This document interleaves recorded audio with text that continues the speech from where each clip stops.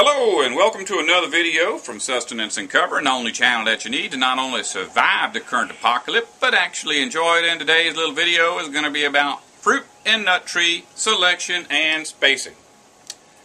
Fruit and nut trees can be part of what is called permaculture, a combination of the words permanent and agriculture, because unlike a garden that needs constant attention, fruit and nut trees can, if properly selected and spaced, be basically set it and forget it. If you have a permaculture forest made up of plants and trees that water, feed, and in some cases even plant themselves, then you can just go off and leave them for years. And when you come back, they'll still be there providing sustenance, whereas a conventional vegetable garden would simply stop existing. There should be only one simple set of principles associated with tree selection and spacing for everybody on the earth, because the earth is subject to natural law, which is itself based on very simple principles. First, by natural law, the custodianship of the earth's landmass must be divided equally amongst every family on the earth. Second, by natural law, no individual may dictate to another individual how to manage their land. And third, nobody may do anything that could damage the land that they have been given the privilege of caring for. That's just natural law. I didn't make that up. Natural law was created at the same time that nature was created. And that was a long, long time ago. However, as everybody knows, human governments have ruled that natural law is illegal. Those powerful evil men who make the law often own thousands of acres that they themselves have never even seen, while whole families are displaced and made homeless in order that those making the law can acquire even more land that they will never see. And in many cases, when someone is actually able to purchase land, they may still find themselves subject to oppressive laws limiting what they can and cannot do with what they call their land. So all that we can do is just try our best to work around human laws and do everything that we can to obey natural law without being fined or sent off to jail. However, if you are limited by either your access to land or by rules as to what you can do with that land, then there are some basic principles that you should keep in mind so as to not waste vital opportunities and resources that would allow you to use permaculture crops as a food source. If you have wet soil, you cannot waste time experimenting with planting trees that only do well in dry soil, and vice versa. And do not try to plant trees that are not intended for your particular hardiness zone, or even trees that are borderline. Trees planted on the outer limits of their zone may grow well but not make fruit. Something that you need to keep in mind is that many fruit trees may not fruit for up to 10 years. That's a lot of time to invest if you're limited by either space or legislation. However, if you have a large tract of unrestricted land, I highly recommend experimenting with every possible thing that you can, because sometimes you can experience results that seem to break every rule. But as I said, you should not try this if you're limited by either access to land or legislation. Okay, let me show you a tree tag. I got a couple of them here. And we're going to clear up some confusion. Alright, these are a couple of common tree tags. Something like this will usually be hanging on a tree when you buy it. These tags will tell you how far apart to plant your trees, as well as some other nearly worthless information. You can throw those tags away. How you space your trees should be based on nothing but careful consideration of whether the amount of space that the tree has is sufficient to allow the tree to grow and produce food that you can access. To do this, the tree needs 4 things: water, sunlight, nutrients, and sometimes pollen. That's all. Nothing else. No reason to concern yourself with the spacing figure that's on your tag, as it can often be based on the spacing used by commercial fruit orchards for maximum financial profit. Hopefully, this is not what you're interested in. On the subject of pollination, trees that are pollinated by insects can usually be farther apart than trees that are pollinated by the wind. If you read on the tree's tag that your tree needs a pollinator, that doesn't mean that you need a pollinator, because as long as someone in your area has one, that's all you need. If you have a neighbor that you're friendly with, you can even give them the pollinator that your tree requires as a gift. But keep in mind that most people have years of state indoctrination and no longer possess the natural love of fruit trees that they were originally born with. Giving such a gift could be perceived as invasive and arrogant on your part.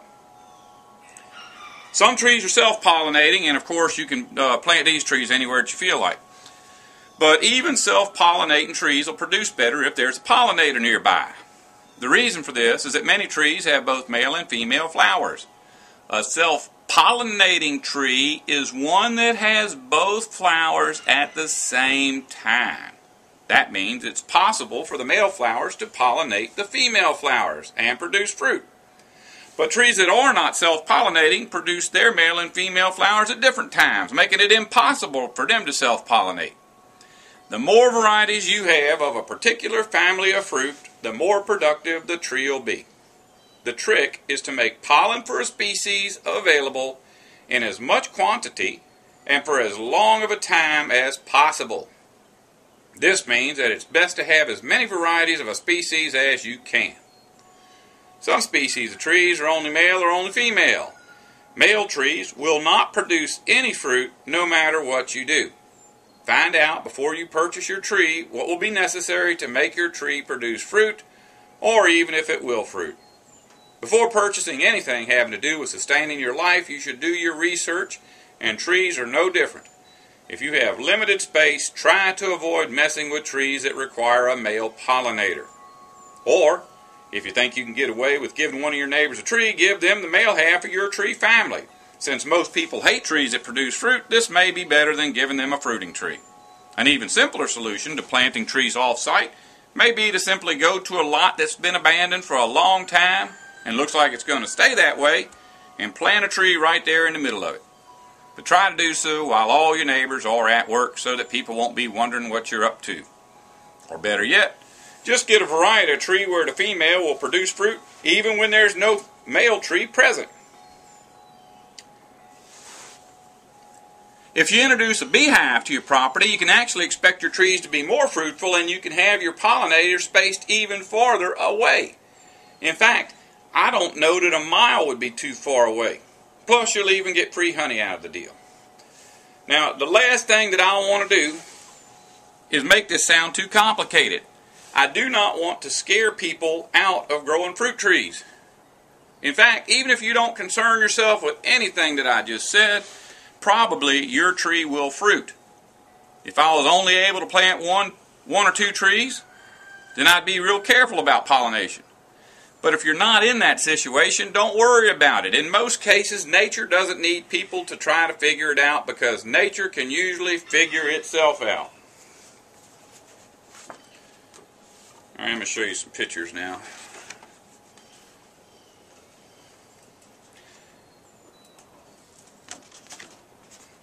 Alright. Here's a picture that I drew of an orchard, and this is real low quality, I know, so you may not be able to see it. You may notice in this picture that there really aren't any layers, only the ground and the canopy. And the canopy covers less space than the sky. The benefit of this kind of arrangement is that the machinery necessary for commercial production has ample space in which to work, and you can reach every part of the tree where there might be fruit. However, the only nutrients that are available to the trees in this kind of arrangement is the leaf litter of the trees themselves. This is somewhat beneficial, but not sufficient to maintain the health or fruit production of the particular type of tree that you're growing. In an orchard, nutrients must be added to the soil, usually in the form of petroleum-based fertilizer to sustain the trees. But that's okay for the present, because in a money-based world, all that's important is the bottom line. Of course, with a whole bunch of the same species in such a small area, when disease strikes, it's usually devastating.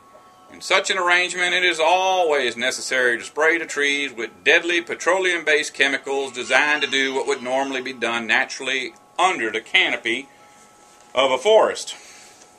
Once again, I hope you can see this. This is a picture that I drew of a forest. Forests are difficult to access with machinery. Their spacing is not uniform, and the trees in a forest are not all the same size in height or width, or even the same shape. Forests have hundreds of layers, even though I've only labeled the 4 most commonly spoken of layers in this picture. Their fruit is produced at different times and are not all suitable for human consumption, but all benefit the ecosystem in some way. Some plants feed people. Some plants feed animals, the wildlife, and some plants just feed other plants. There's so much diversity that no amendments are ever needed for the soil. The leaf, fruit, and nut litter, as well as the waste products of the wildlife that is present, produce enough variety of nutrients that the needs of every tree in the forest are taken care of without any human intervention forever. In fact, because of this diversity, the trees in the forest are always much more healthy and are much more immune to disease, drought, and freezing temperatures. Most of the species of trees that I've planted here have done much better in the woods than the ones that I planted in my lawn. Another reason that fruit trees do so much better in the forest may have something to do with the fact that fruit trees are generally short.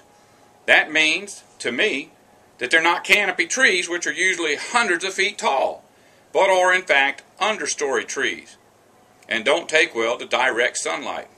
Contrary to popular belief, most fruit trees need at least some shade.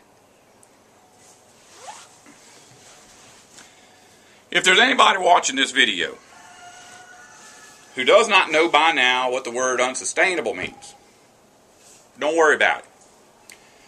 You are about to find out what unsustainable means in a way that you will never forget. And once that lesson's learned, one prediction that can easily be made is that the cost of petroleum and petroleum-based fertilizers, insecticides, and herbicides will increase drastically. And when I say drastically, I mean beyond what most people's minds will allow them to grasp at this time. When that happens, I would much rather have the set-it-and-forget-it trees of a fruit forest than the resource-hungry trees of an orchard. My preaching against orchards may seem rather extreme, especially since many people today are still creating and maintaining orchards. But the only reason that this is so is because in the fake world of money that is still somehow trudging along, there are still some perceived benefits of an orchard over a fruit forest. Commercial orchards are good for someone who wants all of his fruit identical so that he can deliver a uniform product to his buyer and have all of it ready to harvest at the same time. That way he can fill the large orders that are required by most buyers. For a human being, or what some have recently started to call survivalists, this would not be a good thing. Anybody who might happen to be a human being will recognize that they don't want to eat the exact same thing every single day for the rest of their lives. Not only that, but how many people want to have their entire year's supply of food ready to process over the course of a couple of weeks? This is just simple logic. There ain't no reason to be out there trying to overthink this thing. I'll show you this here. Now, let's just go ahead and actually talk about planting a tree. And we'll use this here avocado tree as our subject. You might not be able to see the whole thing at once. Anyways, I grew this one from a seed, but if I had bought it at the store, it'd probably have one of them tags on it we were talking about. And the tag would probably recommend a spacing of 35 feet. Does this tree look like it needs 35 feet? Oh, excuse me. No, that does not need 35 feet of spacing. It might only need 2 feet of spacing because it's small. But if you planted this tree with 2 feet of space as it grew, you'd have to move it to an area where there'd be maybe 3 feet of space, and so on and so on. That would not be the set it and forget it fruit forest that I was talking about when I started this video. But you still don't really have to give your avocado tree 35 feet of space, and here's why. No trees want to be directly exposed to elements, and this is especially true of young trees that need at least some protection from the sun and foul weather. Plus, if you're the same age as me, it's a pretty good possibility that 30 years from now, when your trees reach a mature size, you will no longer be alive on the earth. So don't even take into consideration the full size of your tree when figuring out how far apart to space them.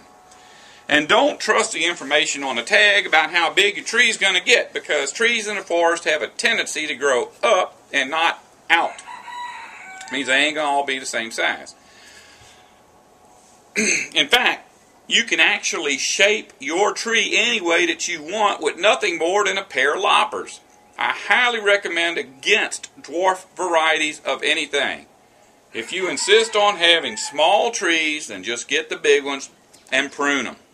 Now I'm going to tell you flat out how I space my fruit and nut trees. First off, I have so many varieties of trees on my property that I no longer have to worry about pollination. For me, that is no longer an issue. So all I have to worry about is nutrition, water, and sunlight. Since my trees are planted like a forest and not an orchard, nutrition's also a non-issue. There's so many varieties of living things in my little paradise that my trees' nutritional needs are taken care of forever. No fertilizer needed whatsoever. Now on the issue of water, because of the canopy of my trees being so tight, there's very little sunlight hitting the ground. That, combined with a deep, rich layer of leaf litter, causes my soil to stay moist even during prolonged periods of drought. Water, for me, is also a non-issue. The only thing that I have to worry with is the sunlight. My trees are always growing and getting thicker and healthier, so ever so often I have to deal with it. I never move trees.